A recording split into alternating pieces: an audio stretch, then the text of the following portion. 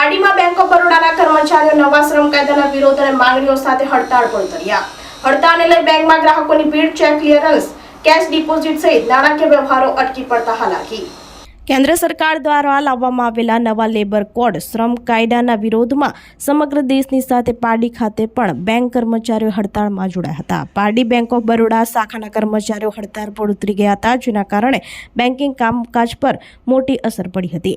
હડતાળને કારણે બેંકમાં ગ્રાહકોની ભીડ જોવા મળી હતી। ચેક ક્લિયરન્સ, કેશ ડિપોઝિટ અને અન્ય મહત્વપૂર્ણ નાણાકીય વ્યવહારો અટકી પડતા ગ્રાહકોને ભારે હાલાકીનો સામનો કરવો પડ્યો હતો।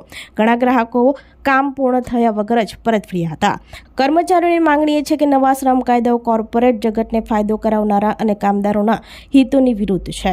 કર્મચારીઓએ નવા લેબર કોડ તાત્કાલિક રદ કરવા, બેન્કિંગ ક્ષેત્રનું ખાનગીકરણ અટકાવવું, કર્મચારીઓના કામના કલાકોને સેવા શરતોમાં કરવામાં આવેલા નકારાત્મક ફેરફારો પાછા ખેંચવા જેવી માંગ કરી હતી।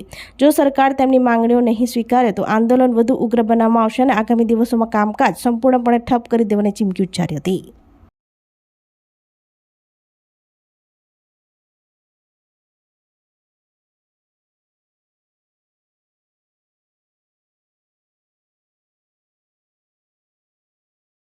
આપણી સંકલ્પ ન્યૂઝ ચેનલને સબસ્ક્રાઇબ અને લાઇક કરો, બેલ આઇકન દબાવો જેથી આવનાર ન્યૂઝ અપડેટ્સની નોટિફિકેશન આપના મોબાઈલ પર સૌથી પહેલા પહોંચે।